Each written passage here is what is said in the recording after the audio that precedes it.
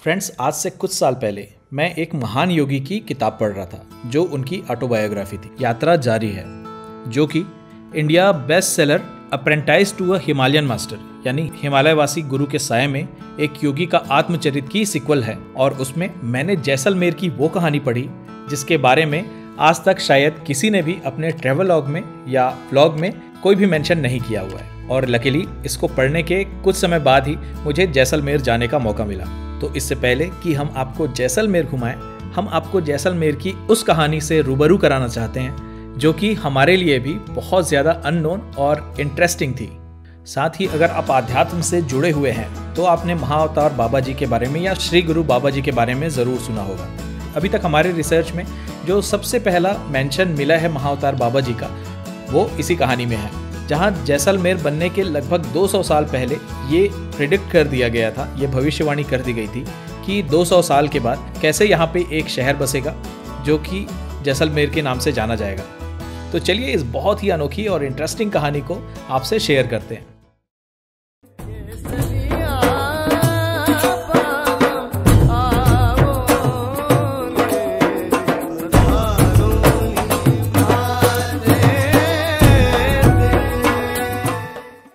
तो बात तब की है जब जैसलमेर नहीं हुआ करता था।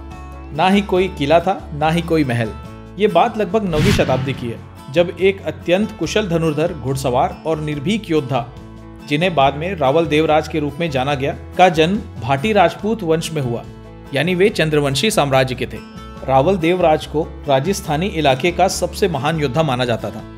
ऐसा भी कहा जाता है कि पड़ोसी मुल्क के पठान शासक भी इनके नाम से डरते थे। इनके पड़ोसी राज्य में करण नाम के राजा का शासन हुआ करता था। तो एक बार राजा करण ने रावल देवराज को अपने राज्य विस्तार की संधि के लिए अपने राज्य बुलाया था। और तभी की बात है जब वे भोजन के लिए बैठे, तब रावल देवराज ने राजा करण की पुत्री, जिनका नाम करणी हुआ करता था, उन्हें पहली बार देखा और देखते ही उन्हें उनसे प्रेम हो गया। इसके बाद आधी रात को रावल देवराज राजकुमारी से मिलने के लिए उनकी छावनी पे चले गए। देवराज की आवाज सुनकर राजकुमारी करणी बाहर आ गई। इसके बाद रावल देवराज ने अपने दिल की बात राजकुमारी से कह दी, जिस पर राजकुमारी मुस्कुराई और उन्होंने कहा कि आपको मेरे पिताजी से बात करनी चाहिए। इसके बाद रावल देवराज ने अपने दिल की बात राजा करण से कही, जिसे राजा करण ने सहर्ष स्वीकार कर लिया। पर ऐसा कैसे हो सकता है कि किसी की प्रेम कहानी इतनी आसानी से पूरी हो जाए। इनके रिश्ते की कॉम्प्लिकेशंस कुछ ऐसी थी जिसकी गंभीरता को कोई समझ ही नहीं पाया था।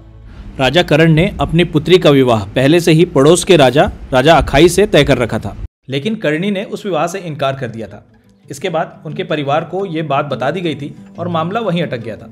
विवाह के दिन दुर्लभ मरु पुष्पों से बनी वरमाला पहनाने की रस्म होते ही अचानक विवाह मंडप पर आक्रमण हो गया। विवाहोत्सव में लगभग 900 अतिथि सम्मिलित हुए थे। अधिकतर के पास हथियार भी नहीं थे, अतः वे मारे गए। रावल देवराज के पिता, उनकी दुल्हन महारानी करणी और उनके पिता राजा करण बहुत से रिश्तेदारों के साथ मौत के घाट उतार दिए गए। देवराज को किसी तरह तंबू से निकलकर भागना पड़ा।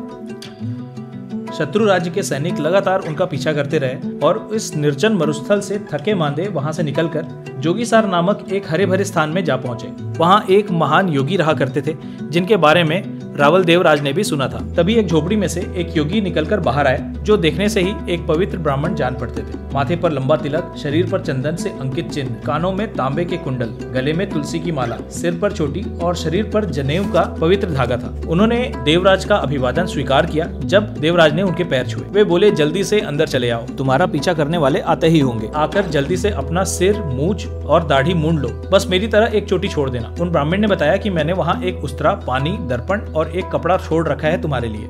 मेरे ही जैसे जाति सूचक चिन्ह, ऐसा ही जनेऊ का एक पवित्र धागा, तुलसी माला और लंगोट, वो सब वहाँ पे रखा हुआ है। उसे पहनकर तुरंत मेरे साथ आंगन में आकर बैठ जाओ, हम तांबे की एक ही थाली में भोजन करेंगे। रावल देवराज ने ऐसा ही किया और आकर योगी के साथ आंगन में बैठकर एक ही थाली में खाना खाने लगे।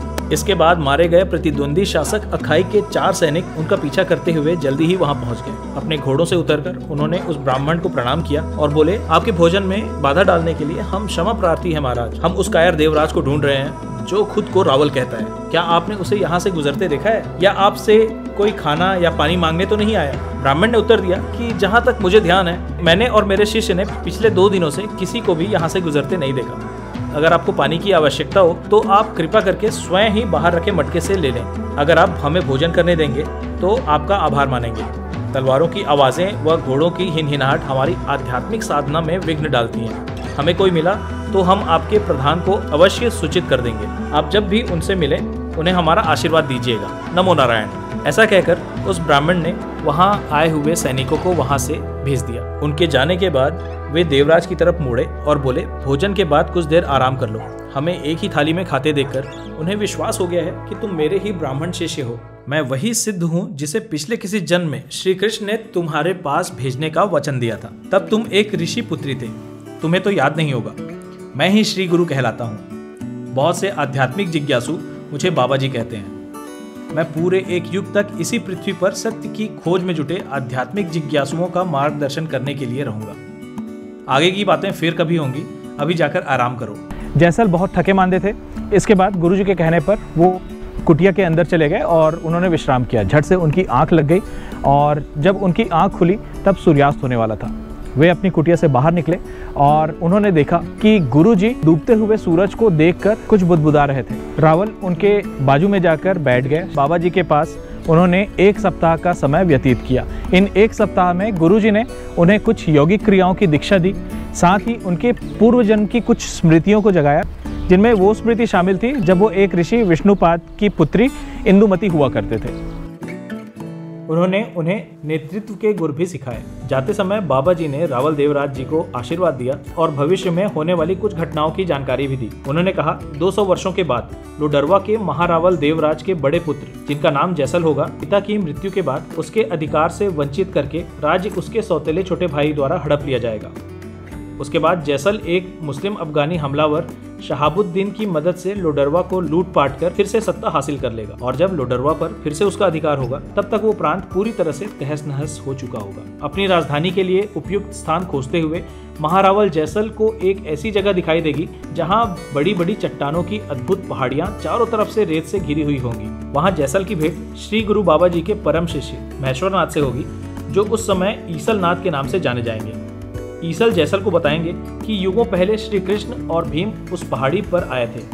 वहां श्री कृष्ण ने भीम की प्यास बुझाने के लिए उस रेगिस्तानी इलाकों के बीचों बीच एक झरना उत्पन्न कर दिया था। ईसुल नाथ ये भी बताएंगे, श्री कृष्ण ने स्वयं यह भविष्यवाणी की थी कि यहाँ यदुवंश का ही कोई वंशज अपना राज्य स्थापित करेगा।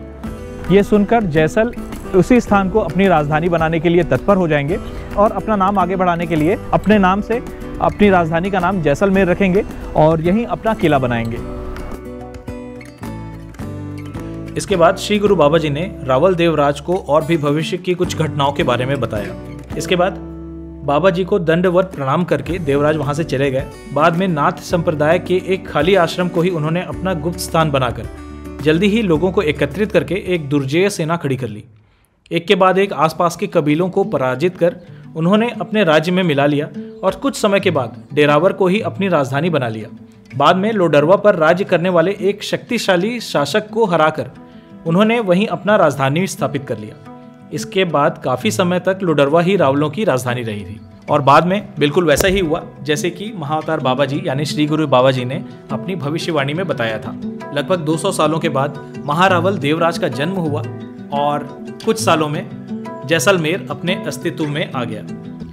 फ्रेंड्स, इस पूरी कहानी के महानायक रावल देवराज आज भी नया जीवन लेकर हमारे बीच उपस्थित हैं, जिन्हें हम आज के महान योगी श्री एम यानी मधुकर नाथ जी या ऑफिशियली श्री मुमताज अली खान जी के नाम से जानते हैं। अगर आप श्री एम के बारे में और भी कुछ जानकारी चाहते हैं तो हमें कमेंट के माध्यम से ज़रूर बताएं।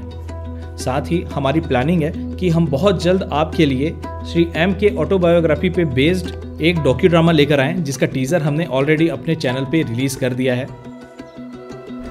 तो फ्रेंड्स, आपको हमारा ये एपिसोड, हमारा ये सीरीज कैसा लगा हमें ज़रूर बताएं।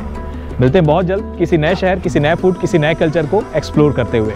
अगर आपके पास ऐसी कोई जगह है या ऐसी कोई कहानी है या ऐसी कोई बुक है जो आप चाहते हैं कि हम कवर करें तो हमें ज़रूर बताएं। Stay tuned and keep watching AS explores. मिलते हैं बहुत जल्द। नमस्कारम।